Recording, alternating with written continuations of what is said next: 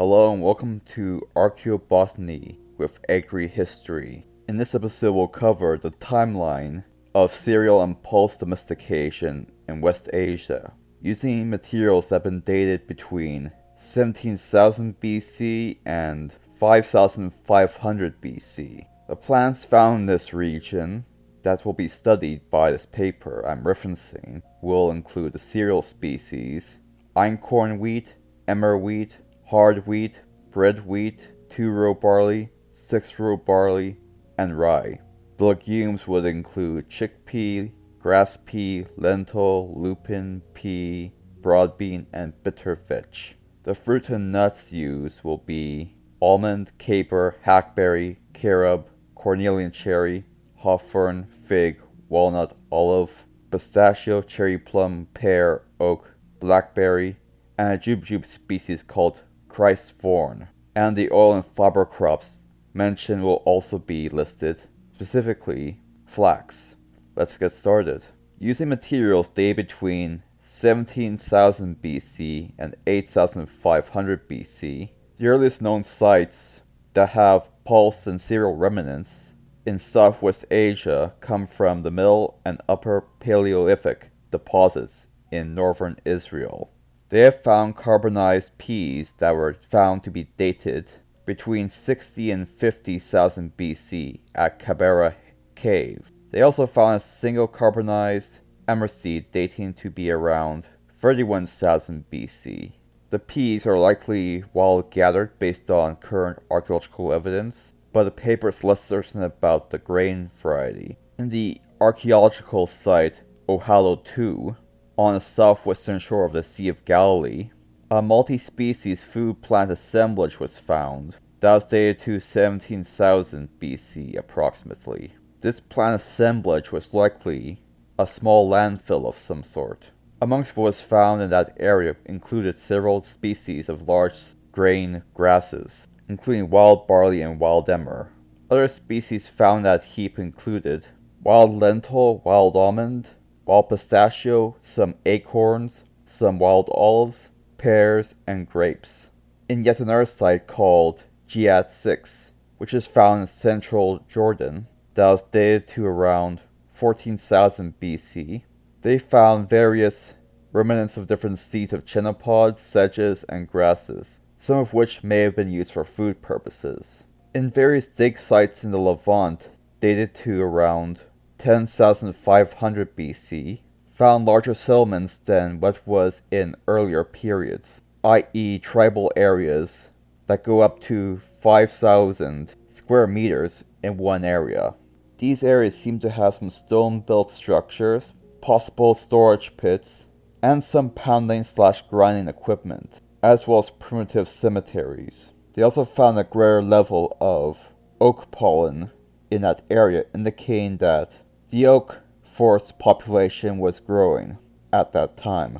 Various cereals, nuts, and pulses dwell in such forests. As discovered by Dr. Hillman in 1996, two other sites in the Levant found large numbers of lupin seeds as well as small quantities of wild barley and almond. These sites are dated between 10,500 BC and 9,300 BC, and these sites are found in the coastal hills of northern Israel. The lupins were obtained from the latter site. Wild barley and lentil were obtained at Hamna 27, yet another dig site in the North Jordan Valley, dated around that same time period. In the soil layers of 10,800 BC, there's evidence of increased warming, which caused a deglaciation, although the impact was not explored in detail.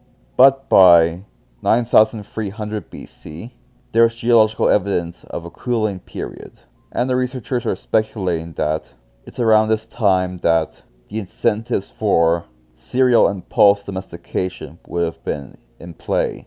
The site called Tel Abu Hira, found in northern Syria, dated to around 9,000 BC and 8,500 BC, has been identified as a source of various remnants of different species, which include various types of grain like einkorn and rye, as well as a wide array of different pulses like lentil and bitter vetch, and nuts and fruits such as pistachio, hackberry, and pear.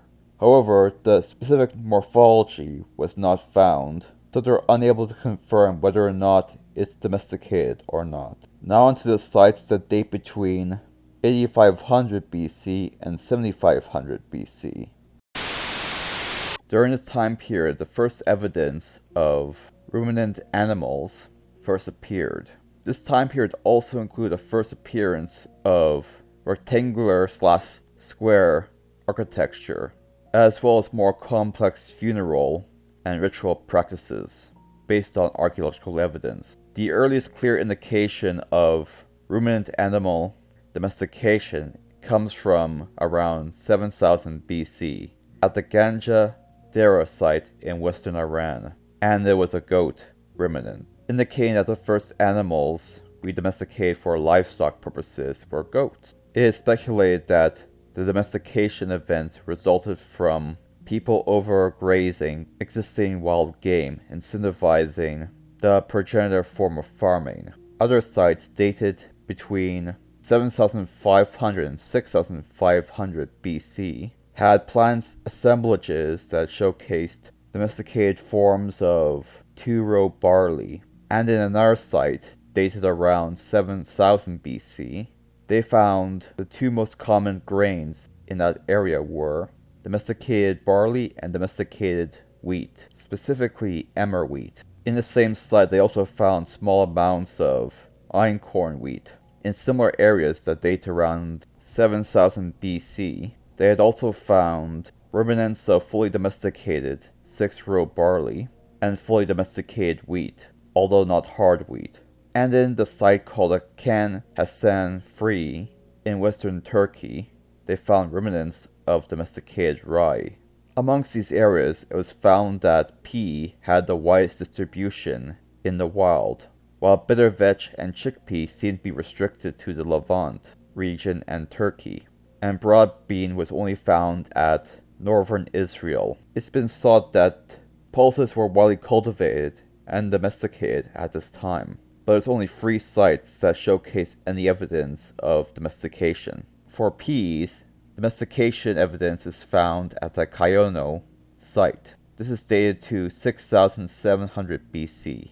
Another site dated to 68,000 BC at Yifahel in Israel has evidence of broad bean domestication, and then Jericho, around that same time period, possible indications of chickpea domestication were also found. The Israel location is most interesting because they found remnants of 2,000 broad beans and 1,400,000 lentils. In the Jericho region, there were also many types of fruit and nut species found in that region, with the pistachio being the most common, followed by fig, almond, caper, and grape. Now onto the sites dated between 6500 BC and 5500 BC.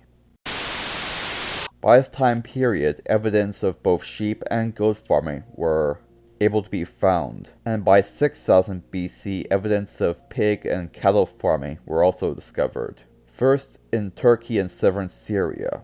16 sites found between the Levant, western Turkey, and western Iran.